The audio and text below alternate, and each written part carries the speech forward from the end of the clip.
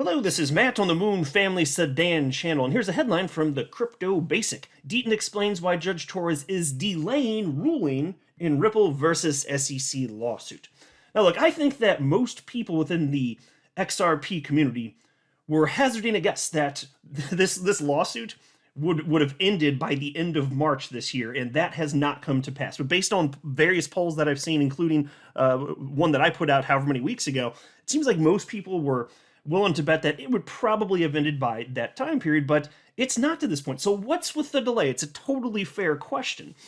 And you know what it comes down to? If you look at the fact that this is the most consequential case that Judge Torres has ever determined, you can imagine the high levels of pressure that she must be under, and that's what Attorney Deaton is talking about here. I'll share with you some of his specific words on this.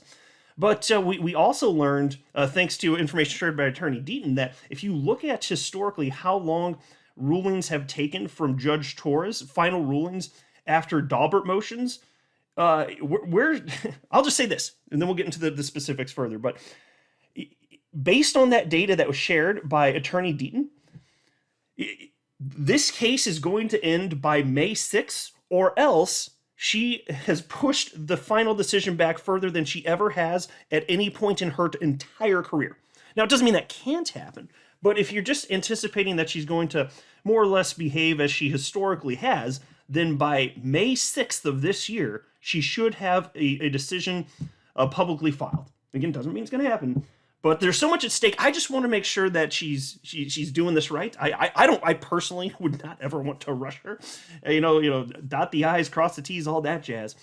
And then there was also this story. I wanted to touch on this towards the later part of the video. Also a headline from the Crypto Basic. Top U.S. lawyer says he holds 75% of his portfolio in XRP. And they're talking about none other than attorney Jeremy Hogan. 75% of his crypto portfolio is XRP. But before going further ado, and be clear, I do not have a legal or financial background of any kind. I'm not offering legal or financial advice, and you definitely should not buy or sell anything because of anything I say or write.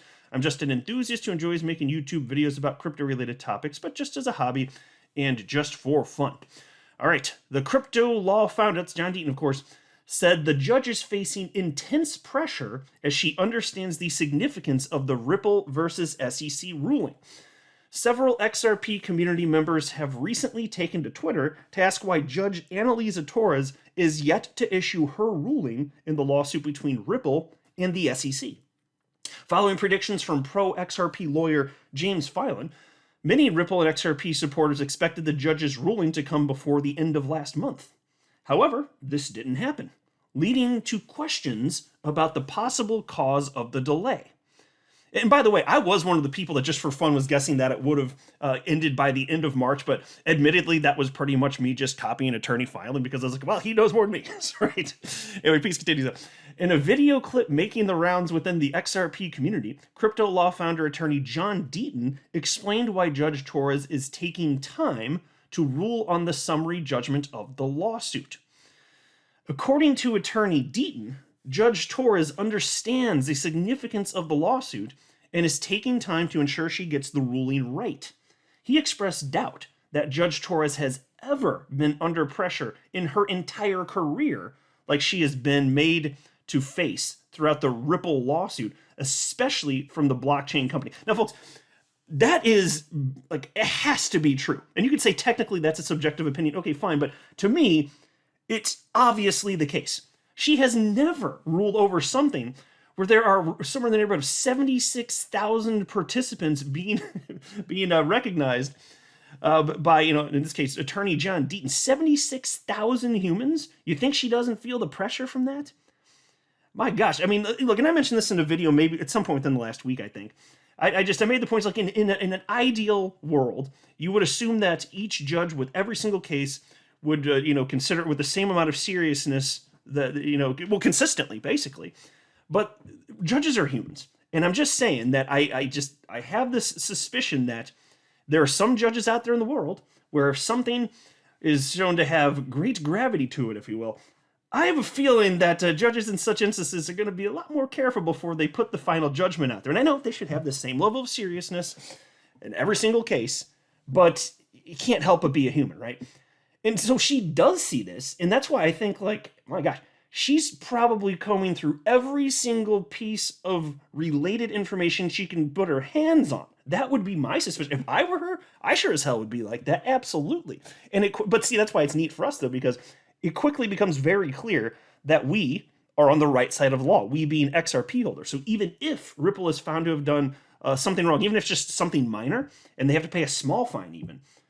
Okay, as long as there's a path forward for XRP, that's fine. That we're still on the right side of the law, and that's what I'm anticipating here. But take a look at this quote. This is from Attorney Deaton. He said, "What I doubt very seriously is that Judge Torres has ever felt the pressure that she is feeling right now. Ripple is sending, hey, Judge, look what the judge in Voyager said. Look what the Supreme Court said about fair notice. Look at the SEC's conduct. Look at Binance. Look at the CFTC." End quote. He explained that these things are happening at a time when he and many others have asserted that the U.S. crypto industry would get regulatory clarity from her decision in the lawsuit. And here's another quote from Attorney Deaton. "So this decision is as big of a decision that this judge has ever faced. Think about it.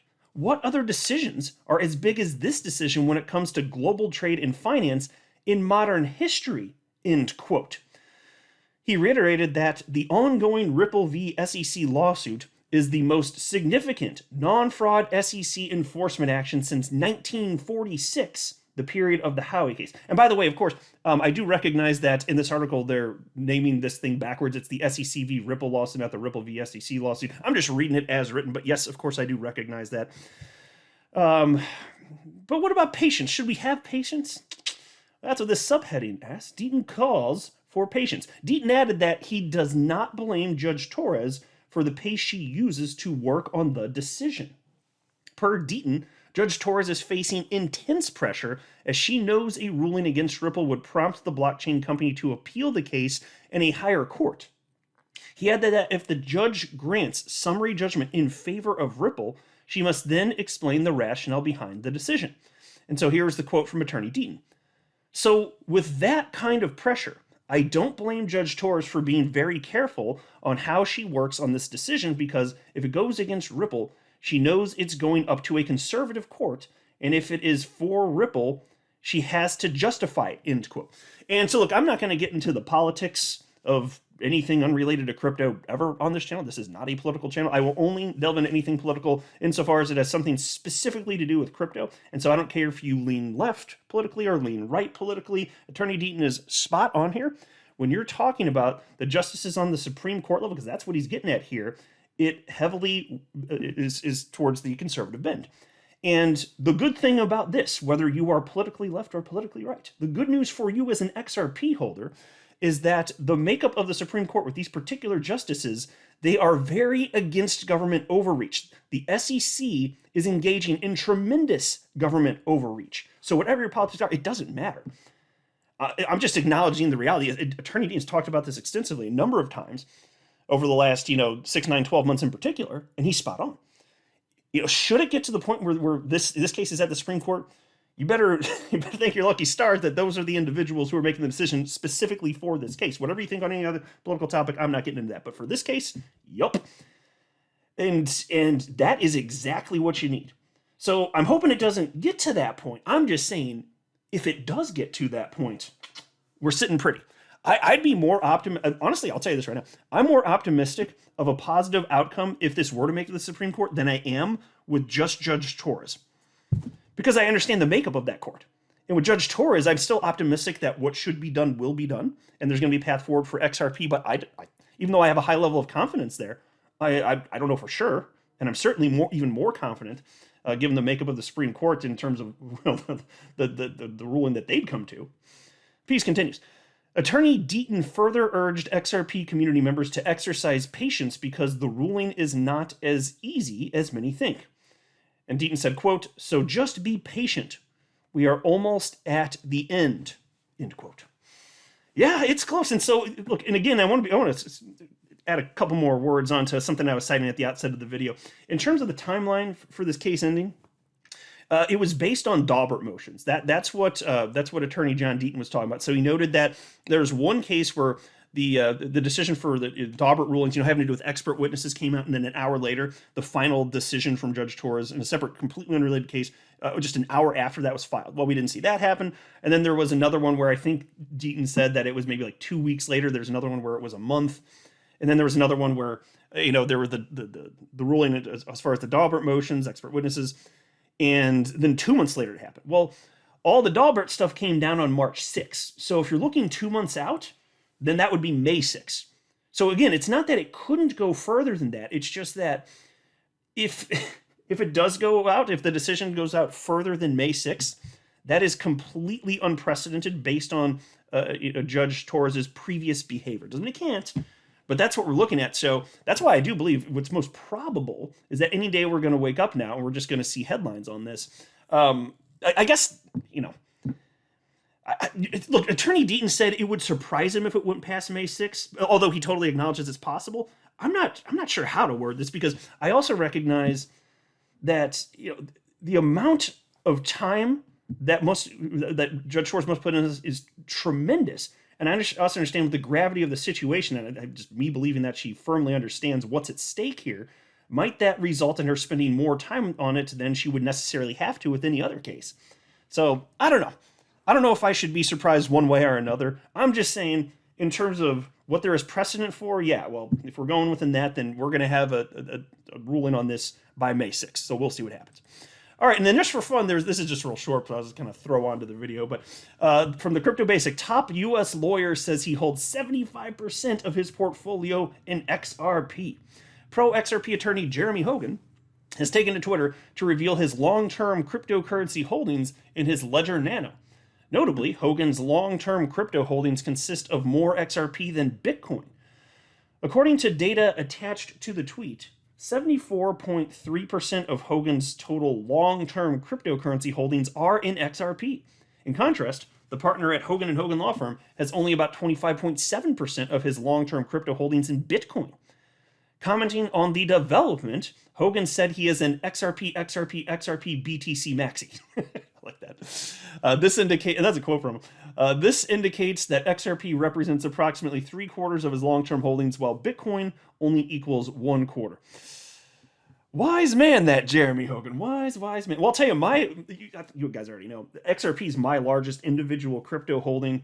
I hold a lot more in terms of United States dollars of XRP compared to Bitcoin or any other crypto out there that I hold about 30 different cryptocurrencies. You know what I should do? It's been a while since I looked at this, and prices are always changing for all of my crypto, but I actually don't know off the top of my head what percentage of my total holdings of crypto would be made up of XRP. Way less than half. Way less than half. I don't know if that means that my XRP would be like 10% or 15%. I don't know. But I put a lot of money in XRP, but there are also a lot of other coins that I put some what to me is very serious money in.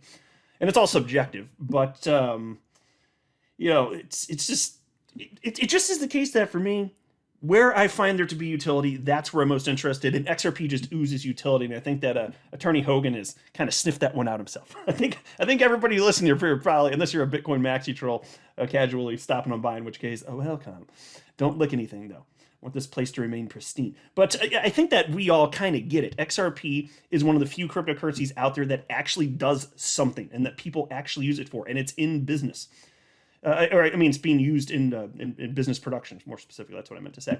So, when this thing is all said and done, and the SEC v. Ripple case is over, I still firmly believe we gonna get ours. But it is risky, and I don't know exactly what the timeline's gonna be. But how could you not be optimistic if you're following what's happening here, both in the SEC v. Ripple case and you're following real-world adoption of XRP by individuals and businesses? How could you not be incredibly bullish on it?